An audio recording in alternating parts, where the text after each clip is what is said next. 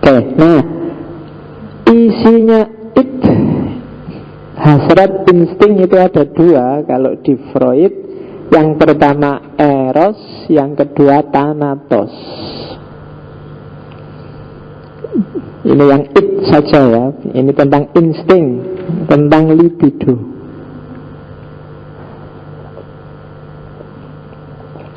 Jadi ada dua insting kita. Yang pertama adalah libido, insting reproduksi, insting yang konstruktif, yang positif.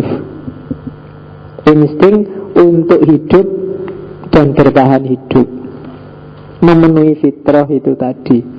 Itu insting libido, eros. Kasih sayang, itu eros. Nggak cuma seksual. Di bawah tak kasih penjelasan. Eros itu nggak cuma dorongan seksual, tetapi juga segala yang mendatangkan kenikmatan. Itu eros. Termasuk kasih sayangnya ibu, kasih sayangnya Tuhan. Narsisme, cinta diri itu tidak apa-apa asal nggak berlebihan. Ya kan, dikit-dikit pamer di Facebook, OTW to kampus. Apa cuma neng kampus wae lho kok ditulis gitu loh. Ya kan? Nah itu narsis itu kan. Di luar kamar kos difoto cet, ditulis, diupload. Nanti di tengah jalan difoto lagi cet, diupload lagi.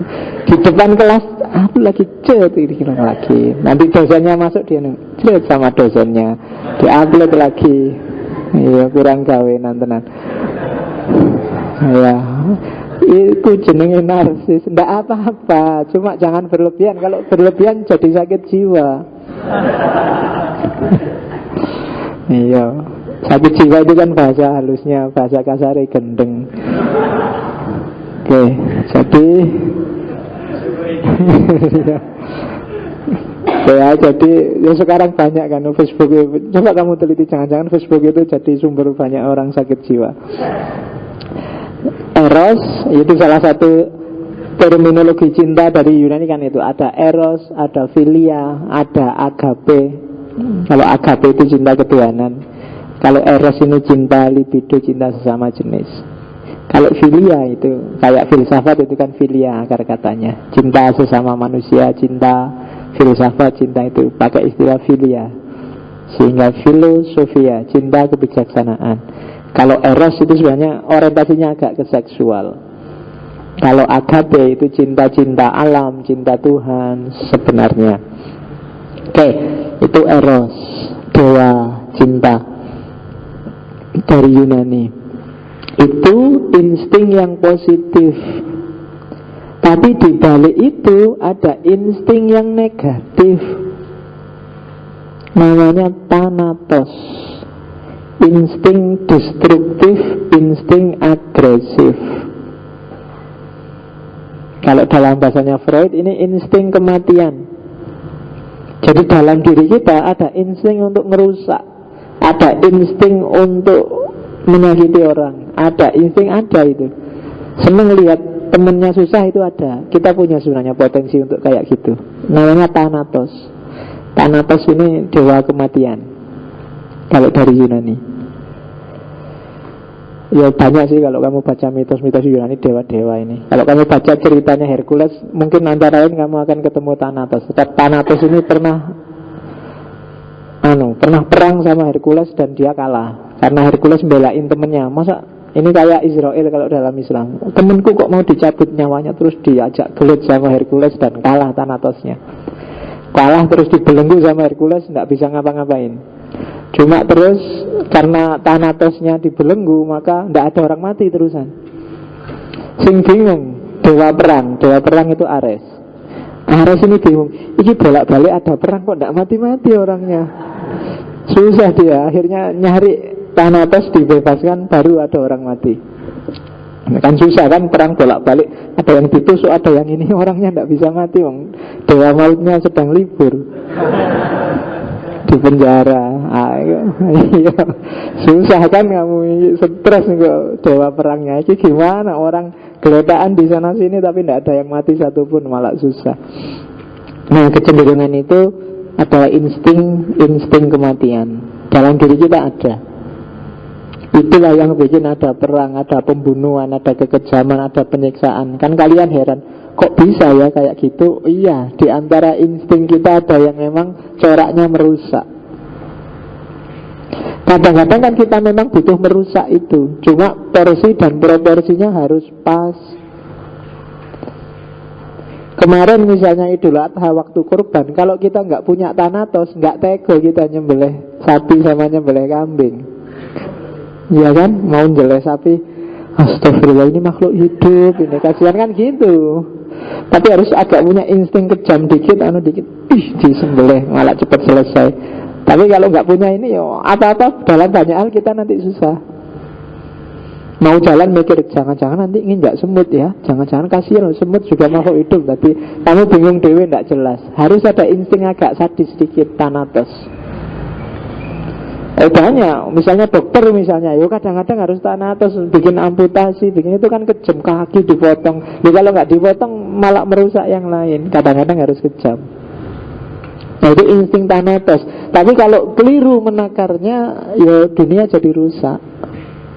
Makanya keliru, dunia juga jadi rusak. Itu yang bikin perang, pembunuhan, kekejaman, penyiksaan. Nah itu jadinya rusak, jadi keliru. Kemarin saya baru cerita tentang kejamnya orang khalifah ketika menyiksa Al-Hallaj itu kan, bagaimana Al-Hallaj dihukum mati pada zamannya. Pertama-tama dia dirajam bareng-bareng. Setelah dirajam, hari kedua dimutilasi. Kakinya dipotong, terus tangannya dipotong. Hari ketiga dilanjutkan mutilasinya, matanya dicungkil, telinganya dipotong, hidungnya dipotong, sampai kehabisan darah, megap-megap. Hari selanjutnya baru kepalanya dipotong. Dan belum selesai sampai di situ. Terus abunya jasadnya yang tersisa dibakar. Baru terus abunya dibuang ke sungai. Itu kan sadisme ya manusia itu ya. Iya, karena dia punya insting Thanatos. Begitu gak suka sama orang, maka kamu jangan kaget kalau lihat tragedi-tragedi. Dulu ada tragedi misalnya kasus yang Ahmadiyah. Kamu lihat videonya, aduh kok bisa gitu manusia. Kamu lihat ada Poso, ada Sampit, ada Maluku, ada. Heran kamu, kok bisa manusia kayak gitu. Jangan-jangan kamu juga bisa kayak gitu kalau egomu kalah sama yang sifatnya Thanatos. Jadi harus dikenali benar loh dirimu itu, karena man arafa nafsahu arafa rabbahu. Kalau kamu gak kenal dirimu, kamu merasa benar terus padahal kamu sedang merusak ini. Hati-hati. Oke. Termasuk merokok. Kalau katanya, kan ada yang tanya pada Freud ini deh ahli rokok. Lah kalau ngerokok itu apa yang tidak merusak Freud? Jawabannya Freud, kadang-kadang rokok ya cuma sekedar rokok, cuma gitu aja. Nggak usah dipikir dalam-dalam kalau rokok itu. Gitu loh. Jawabannya Freud gitu. Nanti di belakang ada quote-nya. Jadi dalam nggak usah mikir dalam-dalam. Rokok ya rokok gitu aja. Ngapain sih dikait-kaitkan dengan kesehatan, dengan itu? Ya rokok ya rokok. Oke, itu dua jenis insting. Jadi ini harus dikelola dengan baik biar tidak merusak. Oke, nah ini dia yang terkenal, perkembangan kepribadian. Ini yang disebut positivistik, meramal kehidupannya manusia secara pasti. Manusia itu dibagi dalam 3 tahap. Ada fase infantil, ada fase laten, ada fase genital.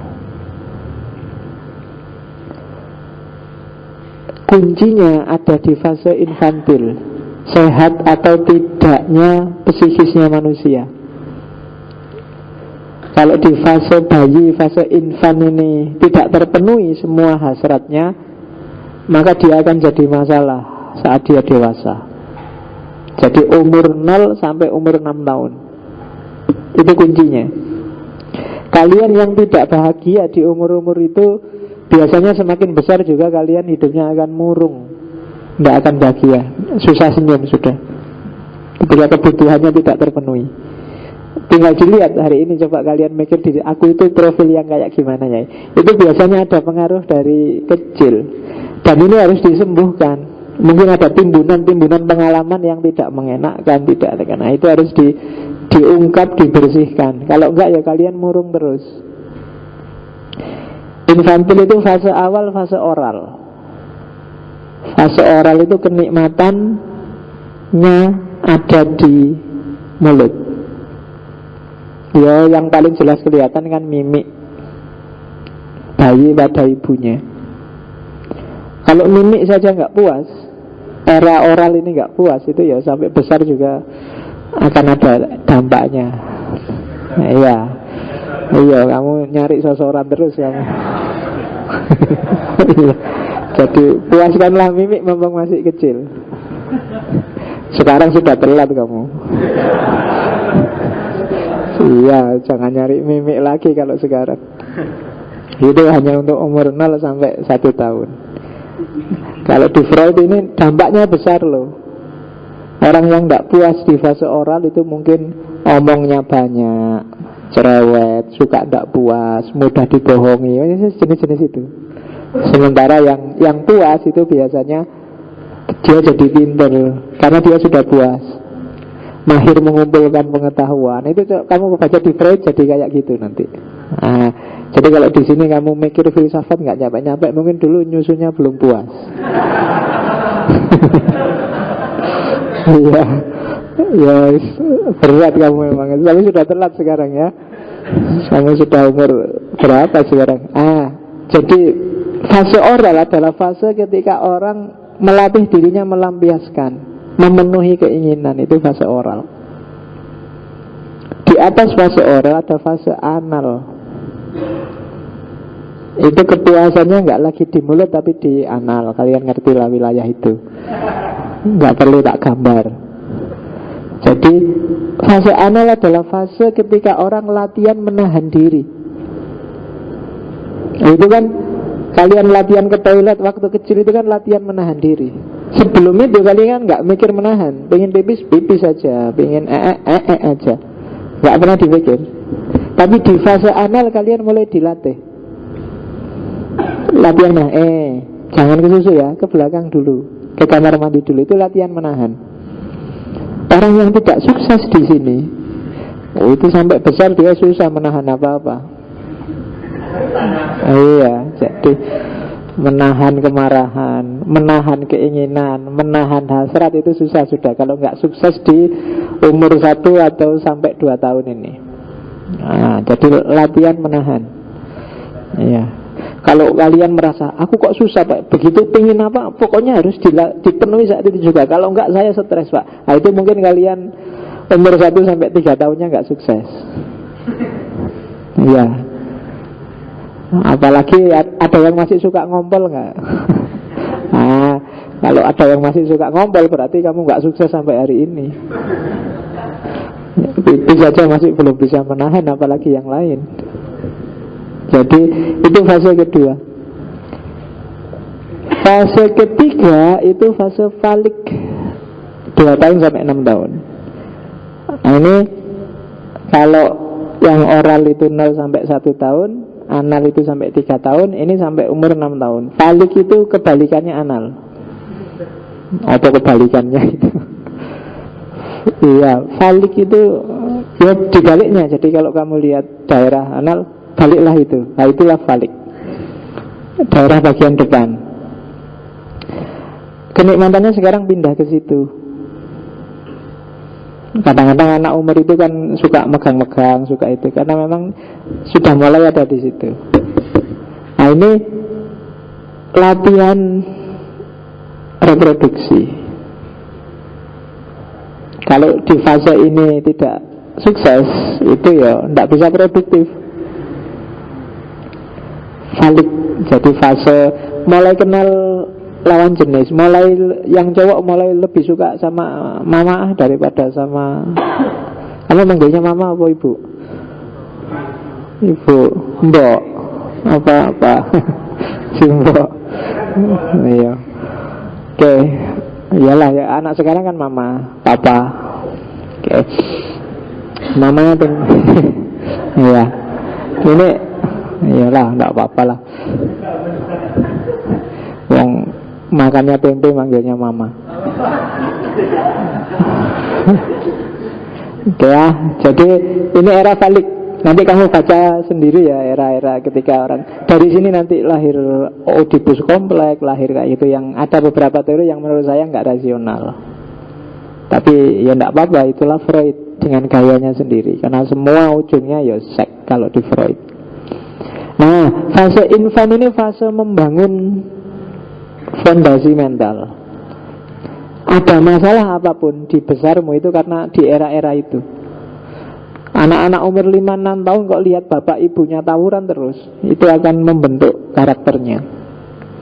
Lihat bapak ibunya males sholat akan membentuk karakternya juga. Lihat bapak ibunya males bangun ya akan membentuk karakternya juga.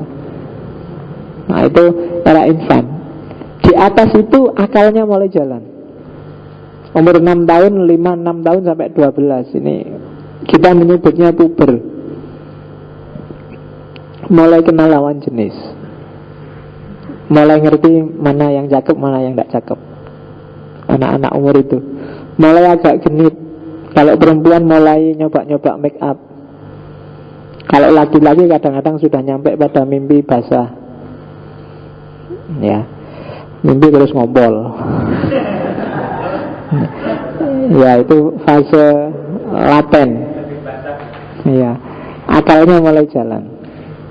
Di sini ego mulai bermain. Kalau di infan itu id-nya aja yang bermain. Super ego belum berperan. Anak kecil itu nggak terlalu mikir tentang aturan, norma, nilai. Harus benar-benar diajari. Karena belum tertanam. Sopan pada orang tua, menghargai guru itu ditanamkan di era itu tapi belum tertanam. Dia hanya disuruh dan ikut aja.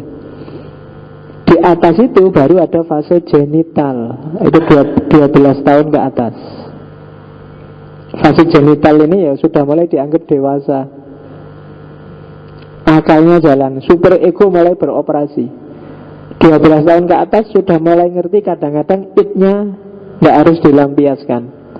Kadang-kadang demi super ego id harus disisihkan. Pinginnya tidur tapi ya tidak boleh bangun siang-siang, harus bangun. Nah itu di fase genital baru bisa. Anak-anak umur 12 ke bawah itu biasanya harus agak dipaksa dulu baru ikut aturan. Munculnya kesadaran itu di era genital. Anak mulai sadar, oh iya ya, hidup ini memang gak bisa sakarepe dhewe. Itu biasanya 12 ke atas. Meskipun kalau film-film kan batasnya agak terlalu lama, 17. Sebenarnya 12 itu sudah dewasa. Jadi kalau kalian ada yang belum 17, masih 12 tidak apa-apa pakai teorinya Freud. 12 itu sudah dewasa. Kalau anak sekarang kan nggak nunggu 12 kan. Iya, cah cilik-cilik itu wis gitu-gitu sudah ngerti pacaran, sudah ngerti itu sudah mendahului masanya. Ini kan teori yang positivistik. Tidak melihat bahwa jangan-jangan perkembangan situasi, perubahan konteks bisa merubah itu. Ada kok anak yang sampai umur 12 juga masih tolah-toleh, gak ngerti apa-apa. Masih belum ngerti tanggung jawab. Masih belum ngerti hasrat seksual ya. Ada yang sampai mahasiswa juga masih belum ngerti. Loh ya kan, gak maksudnya loh kalau itu sih ngerti, maksudnya super ego. Ngerti tanggung jawab, ngerti nilai, ngerti pantas nggak pantas, baik buruk. Kalian kan masih sering belum ngerti itu. Kadang-kadang id-nya masih menang. Pokoknya sakarepe dhewe. Nyari enak, menghindari nggak enak. Ya, nggak apa-apa, wong manusia ada tipe-tipenya sendiri-sendiri. Jadi perkembangan kepribadian. Nah, sampai di titik ini kita sudah mulai ngerti seperti apa manusia isinya dalam pandangan Freud. Jadi dalam diri kita itu ada id, ada ego, ada super ego. Terus ego dan super ego itu ada yang kita sadari, consciousness, ada yang pre-consciousness, diambang kesadaran, ada yang unconsciousness, tidak tampil sama sekali, kita tidak tahu kalau nggak kita gali-gali sendiri. Kalau kita jalan biasa gini, kita sudah lupa ada timbunan informasi apa saja di dalam diri kita. Itu unconsciousness. Jadi itu konsep dasarnya sebelum nanti masuk ke psychoanalysis. Oke, nah, praktek hidup yang dialektis antara ego dan super ego, inilah nanti yang kadang-kadang jadi sumber masalah dalam hidup kita. Ada konflik, ada ketegangan-ketegangan. Disitulah nanti lahir kecemasan-kecemasan dalam hidup kita. Konflik itu sebenarnya karakter kehidupan. Nggak ada orang hidup yang tanpa konflik. Kalau nggak ada konflik, kehidupan ini tidak akan berkembang. Kalau pakai teorinya Marx, konflik sosial yang bikin dinamika sosial. Kalau nggak ada konflik, hidup ini statis. Harus ada gegerannya dikit, harus ada konfliknya dikit, terus akan lahir sesuatu yang baru. Itu kan logika tesis, antitesis, dan sintesis. Nggak akan lahir ngaji filsafat ini kalau nggak tabrakan antara cita-cita masjid ingin mengadakan pengajian, tapi pengajian yang nggak kayak biasanya. Itu kan ada tabrakan ide. Kalau filsafat aja kayak di kampus, Anda membosankan. Kalau ngaji saja, Anda itu kan ada konflik-konflik ide. Akhirnya lahirlah ide ngaji filsafat. Kalau nggak ada konflik bom atom di Jepang, Indonesia nggak akan merdeka. Itu kan contoh kasarnya gitu. Kalau nggak ada konflik antara SBY dan Megawati, nggak akan ada apa, kan gitu. Selalu sesuatu yang baru pasti didahului oleh konflik. Dalam diri kita juga begitu. Konflik itu main. Kalau nggak ada konflik, statis, malah mudah punah, akan selesai. Karena segala yang statis itu kan pasti terus hilangnya cepat. Jadi kalau kalian punya pacar, bikinlah konflik biar berkembang. Kalau statis nggak ada apa-apa, ya monoton, lama-lama mesti bosen. Kalau nggak bikin bosen, ya bikin perkara lah dikit-dikit, bikin kasus. Nah itu nanti hubungannya akan berkembang ke sesuatu yang baru pasti. Mungkin diputus, mungkin ganti yang lain. Loh iya kan, baru kan berarti itu ya kan. Alhamdulillah ada yang baru kan gitu. Oke. Alhamdulillah ada konflik. Oke ya. Nah konflik itu kalau dalam bahasanya Freud disebut kecemasan. Ada 3 jenis. Ada kecemasan realita, ada kecemasan neurotik, ada kecemasan moral. Kecemasan realita itu kecemasan akan bahaya yang datangnya dari luar. Itu biasa. Saya takut pulang malam-malam, Pak. Kenapa? Takut masuk angin. Nah, itu kan takut karena faktor dari luar. Saya takut naik bis, Pak. Kenapa? Tidak kenal saya sama kondekturnya. Ya mesti wae. Itu takut. Tidak apa-apa, manusiawi. Takut dengan yang bahaya yang dari luar itu lebih mudah diatasi. Saya takut sama hantu, Pak, kan mudah. Karena hantu sesuatu yang di luar dirimu. Tinggal kamu menghindari tempat yang menurutmu berhantu, kan beres. Saya takut, Pak. Ada nggak di sini yang takut dengan lawan jenisnya? Takut sama perempuan. Yang perempuan takut sama laki-laki, ada ya? Itu solusinya gampang. Wong memang nggak ada perempuan yang mau deket sama kamu, jadi aman. Ya kan? Takut dengan bahaya dari luar. Simple. Takut naik mobil, ya nggak usah beli mobil. Takut naik motor, nggak usah beli motor. Sederhana. Jadi jangan terlalu diambil pusing ketakutan dari yang di luar dirimu, karena solusinya pasti sangat sederhana. Yang susah itu kecemasan jenis kedua, kecemasan neurotik. Kecemasan neurotik itu hubungannya dengan id dan ego. Takut id dan egonya keluar jalur, tidak terpenuhi.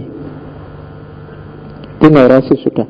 Karena takut besok anak cucu kita nggak makan, terus hari ini kamu serakah luar biasa, korupsi, itu kan jadi masalah. Itu neurosis. Karena takut kamu jadi gendut, maka terus ya kamu makan sehari cuma 1 kali, cuma porsinya 3. Sama aja itu ya. Nah, ini ketakutan-ketakutan yang sifatnya neurotik. Takut yang dasarnya id dan ego. Takut egomu tidak beres, kesadaranmu kacau. Takut hasratmu tidak terpenuhi, itu namanya neurosis. Jadi orang harus tidur, terus kamu ternyata nggak bisa tidur, itu neurosis. Jenis neurosis itu ya terjemahnya sakit jiwa. Kan ada kan orang yang takut aneh-aneh, itu kan fobia-fobia, itu kan neurosis semua kan. Ada yang takut ketinggian. Takut ketinggian itu kan problemnya tidak di ketinggiannya, tapi dalam dirinya. Ada yang takut binatang melata. Ada yang takut, di sini ada yang fobia enggak? Oh, ya, ada yang fobia ular, ada yang fobia ular, ulat yang kecil itu. Begitu lihat ulat, wah langsung jingkrak-jingkrak, enggak karu-karuan. Ada yang fobia kegelapan. Begitu gelap, dia langsung pingsan. Ya, ada yang ya takut ruangan. Kadang-kadang masuk di ruangan sempit itu terus dia pening. Makanya kalau ke mall dia nggak pernah naik di lift. Ya kalau kalian kan nggak pernah naik di lift karena mejetnya mesti keliru. Iya, mejetnya keliru. Mau naik di lift nggak ngerti cara mejetnya, naik eskalator itu maju mundur. Kasihan orang yang di belakangnya. Mall itu tidak didesain untuk kita yang coraknya besok. Oke. Nah, semua fobia-fobia sakit jiwa itu namanya neurosis. Itu biasanya kuncinya ada di id dan ego. Ada id tertentu, ada kebutuhan-kebutuhan biologis tertentu yang takut tidak terpenuhi atau memang sudah tidak terpenuhi, sehingga egonya jadi rusak. Kalau tidak terpenuhi kan egonya sebenarnya nyuruh mbok dipenuhi, tapi tidak bisa. Egonya bilang, alah sama ular aja takut, tapi tidak bisa. Itu yang bikin orang terus sakit jiwa, tidak tenang, gelisah. Tuh. Egonya bilang, sudahlah gendut juga tidak apa-apa, yang penting sehat. Ego yang bilang gitu. Tapi idnya bilang tidak bisa, kalau aku tidak langsing pacarku marah-marah mesti ini enggak. Ada bentrokan antara id sama ego. Itu yang bikin kita sakit jiwa. Hasratmu sih bilang ini sudah waktunya kawin ini, tapi ya mau kawin dikasih makan apa, katanya ego. Kerjaan aja belum itu, skripsi nggak selesai-selesai. Loh kan egomu yang realistis bilang gitu. Idnya sih sudah ngebet, ingin segera. Idnya mencegah. Oh itu kalau diterus-teruskan lama-lama kamu sakit jiwa. Ya kan? Ya nek bahasa sakit jiwa lembut itu kan bahasa kasarnya kan stres. Stres itu kan karena ada keinginan yang direpresi.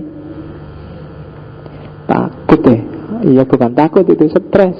Ya sekarang lebih dihaluskan lagi, tidak pakai istilah stres tapi galau. Ya bodowai. Dulu ada lagi penghalusan namanya BT. Itu sebenarnya gejala-gejala neurosis, permulaan kegilaan. Nah, hati-hati ya makanya. Santai aja. Ego sama id tidak usah dibentur-benturkan, tidak usah dipikir terlalu dalam. Itu diantara solusinya. Nah, itu kecemasan jenis kedua. Ada kecemasan jenis ketiga, yaitu kecemasan moral. Kecemasan moral ini hubungannya dengan super ego. Di masyarakat sini, anak soleh itu tiap hari harus ke masjid. Ternyata kamu tidak bisa ke masjid tiap hari. Itu kan kamu merasa bersalah. Iya ya, berarti aku tidak anak soleh. Gimana ini, nggak enak sama orang tua di kampung. Di sini kerjaanku cuma gitaran, ngobrol, nongkrong. Padahal bapak di rumah itu membayangkan tiap hari aku sobonya masjid, sobonya perpustakaan. Ternyata kenyataannya kok kayak gini ya, jadi nggak enak nih. Itu kecemasan moral.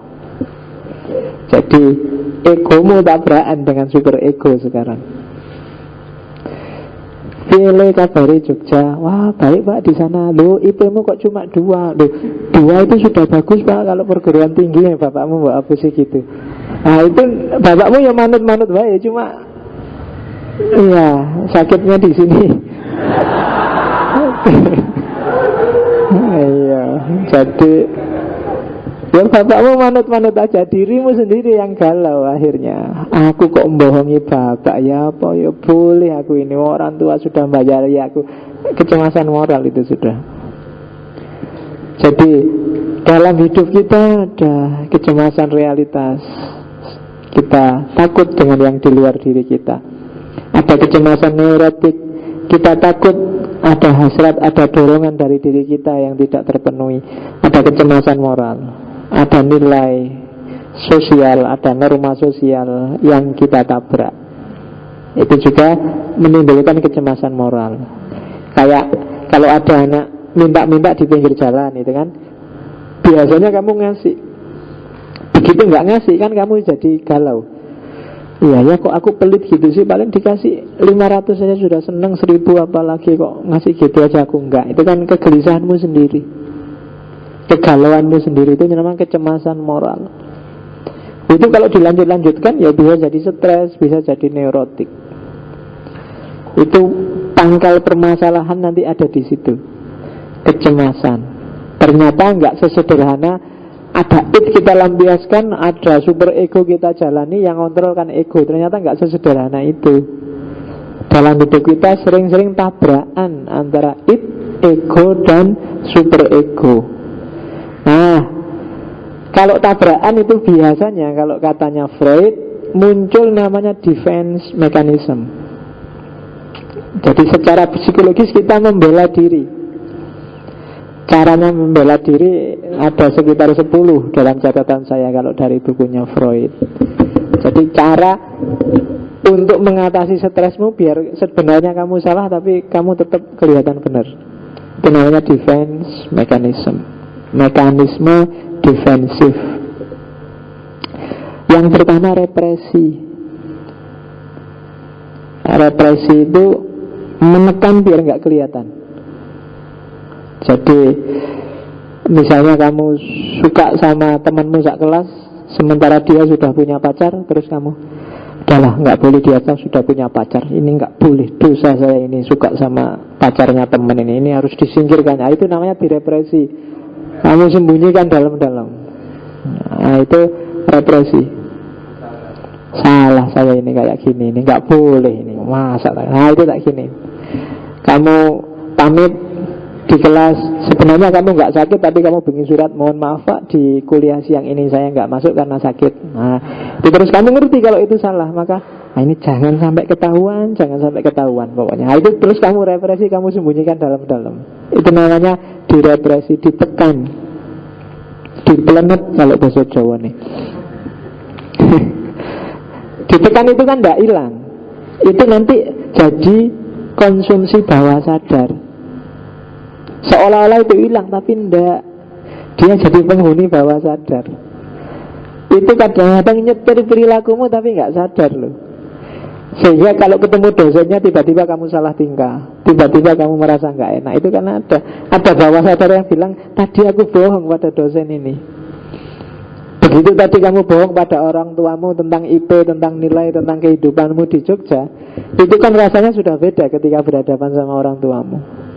Mungkin kamu agak kaku ngomongnya, hati-hati jangan sampai keceplos. Itu defense mechanism, namanya represi.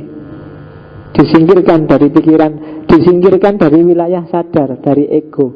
Tapi sebenarnya dia tidak hilang, dia masuk ke wilayah bawah sadar. Jadi hati-hati. Kadang-kadang itu keluar secara nggak sengaja. Mungkin Idul Fitri tiba-tiba kamu ketemu dosenmu, terus Pak, lahir batin ya Pak, loh kamu punya salah apa sama saya? Nggak ada sih Pak, paling ya bohong-bohong dikit. Nah itu kan sebenarnya itu nggak sadar kamu ngomong, karena selama ini di pikiranmu kamu merasa saya pernah bohong pada orang ini. Gitu. Oke, itu represi namanya.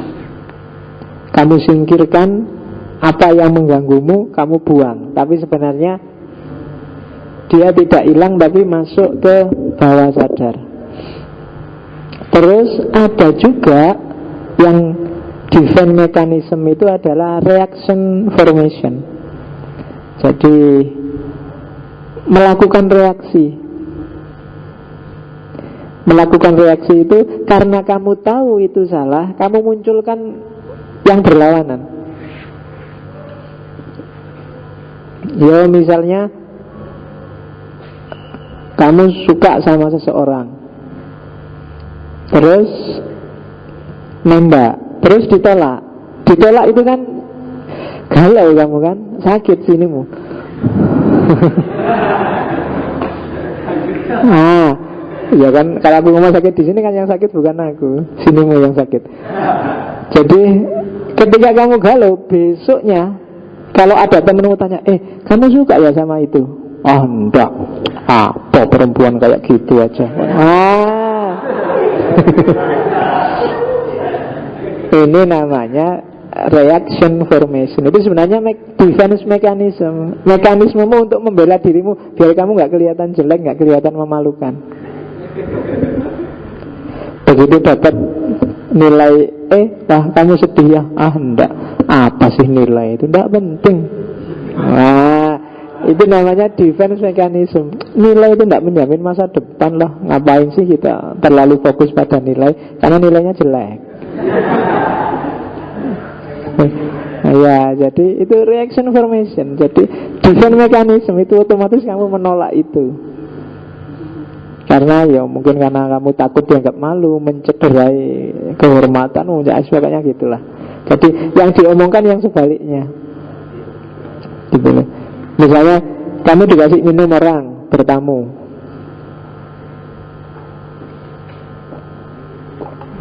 terus yang punya rumah tanya, enak gak mas minumannya?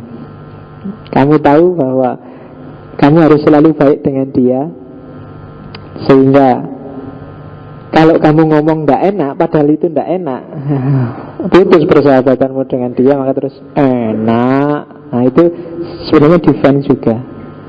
Jadi memunculkan perilaku yang berlawanan. Jadi justru kebalikannya yang ditampilkan. Makanya ada orang bilang cinta sama benci itu sebenarnya seperti dua sisi mata uang. Karena kadang-kadang orang yang menampilkan diri sangat benci dengan kita itu sebenarnya yang paling suka dengan kita. Kalau kamu punya 3 teman lawan jenis misalnya ya, yang satu ngobrolnya nyantai aja gak apa, sementara yang satu kaku misalnya. Justru yang kaku itu biasanya yang sangat perhatian pada kita. Yang santai itu ya biasa aja, santai, friend, CS. Sementara yang ini perasaannya deg-degan tuh asli. Jadinya grogi, berarti yang ada rasa itu yang seolah-olah cuek tapi sebenarnya perasaannya tidak karu-karuan itu. Itu defense mechanism. Jadi nggak bisa santai lagi. Oke. Jadi reaction formation itu defense mechanism yang kedua. Defense mechanism yang ketiga adalah displacement.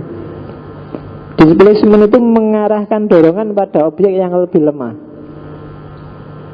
Misalnya di kampus kamu dimarahi dosenmu. Karena dosen kamu gak bisa bantah, semangat ya, tapi mewangkel kamu dimarahi.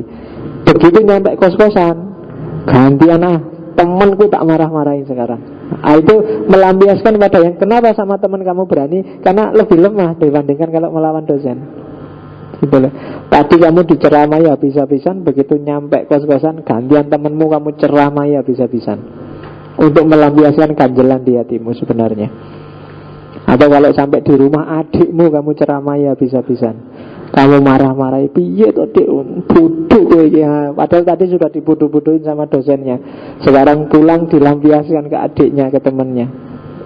Itu namanya displacement. Nyari pelampiasan yang lebih lemah. Habis dibohongi siapa, kurang ajar aku kok dibohongi, tapi balas nggak berani. Yang bohongi kamu lebih tinggi, terus kamu balas ke yang lebih rendah. Itu namanya displacement. Karena nggak berani bantah, ya nyari sasaran yang lebih lemah. Yang keempat, fiksasi. Kalau fiksasi itu milih zona nyaman. Itu defense mechanism juga. Mbok kamu kursus bahasa Inggris, besok biar bisa ke luar negeri. Enggak usah lah Pak, saya cukup kayak gini aja sudah bersyukur. Nah, itu fiksasi. Kamu enggak mau berkembang karena takut. Karena berubah itu kan menakutkan itu kan. Apa ya, aku akan enak kayak gini kalau aku berubah. Kalau aku ganti posisi, kalau aku ganti porsi, maka orang cenderung melakukan fiksasi. Diam di zona nyamannya selama ini. Gimana kalau ngaji filsafat ini kita pindah ke hotel? Nggak usah lah Pak, kayak gini sudah enak, nggak usah macam-macam lah Pak, wis gini aja lah nyantai. Itu namanya nyari zona nyaman, fiksasi. Padahal kalau fiksasi, kalau nyari zona nyaman saja, mungkin ngaji filsafat kayak gini nggak akan lahir. Kalian yang merasa tidak maju-maju, sebenarnya kuncinya satu, tinggalkan zona nyaman. Sudahlah Pak, kita syukuri aja apa yang ada. Dapat sekian ya sekian. Iya enggak apa-apa, cuma disyukuri itu. Kalau bahasa jargonannya kan al-mukhafadhu alal qadim wal akhdhu, disyukuri itu al-mukhafadhu alal qadim. Ya yang lama disyukuri, tapi kan tetap al-akhdhu bil jadid. Ambil situasi baru, suasana baru. Kecuali untuk pacar loh ya. Kalau pacar jangan lah. Masa saya Pak, pacaran saya prinsipnya al-muhafadhu alal qadim wal akhdhu bil jadid. Rusak itu. Nanti yang lama biarlah tetap seperti itu, tapi kalau ada yang baru ya saya ambil Pak, yang lebih bagus. Enggak boleh. Iya, itu kan kayak lain syakartum la azidanakum itu kan. Kalau kalian bersyukur akan kami tambah, kecuali untuk istri. Jadi jangan pernah bersyukur punya istri, karena begitu kamu bersyukur akan ditambah oleh Allah istrimu. Oke. Jadi fiksasi, tinggal di zona nyaman. Oh itu sebenarnya sudah banyak orang. Kalau motivator itu kan selalu mendorong kamu jangan puas dengan zona nyaman. Kamu tidak akan berkembang. Yang lain itu kecepatannya 100 km per jam. Sementara kalau zona nyaman kamu 0 km per jam. Sekarang sih kamu nyaman, besok kamu akan habis-habisan ketinggalan sama yang jalan cepat. Tapi memang ada orang yang fiksasi, nyaman di zonanya sendiri. Ada yang tidak sekedar berhenti, ada yang mundur, regresi. Regresi itu kembali pada tahap perkembangan selanjutnya. Perkembangan sebelumnya kok selanjutnya. Habis diputus pacarmu terus memang lebih enak kayak dulu gak punya pacar. Punya pacar banyak masalah. Nah itu regresi, kamu balik lagi. Habis kuliah, ternyata kuliah kayak gini, yang mending kayak dulu lah di pondok, gak kuliah kayak gini, apa-apa formal, mundur. Itu kan regresi, itu kamu keluar dari zona nyaman, tapi terus ketakutan sendiri balik lagi, itu regresi. Jadi saya ingin Pak kuliah di luar negeri, begitu nyampe sana, luar negeri nggak enak Pak, terus kamu cepet-cepet pulang, itu regresi. Kembali pada tahap perkembangan selanjutnya. Nggak enak Pak jadi orang dewasa, sumpek, saya gayanya kayak anak kecil aja deh. Nah itu regresi namanya. Cuek dengan segalanya, nah, itu regresi namanya, mundur psikologinya. Tapi ya itu di antara defense mechanism itu. Jadi orang dewasa apa-apa serius Pak, santai aja lah kayak anak kecil, mengalir aja lah. Itu regresi sebenarnya. mundur.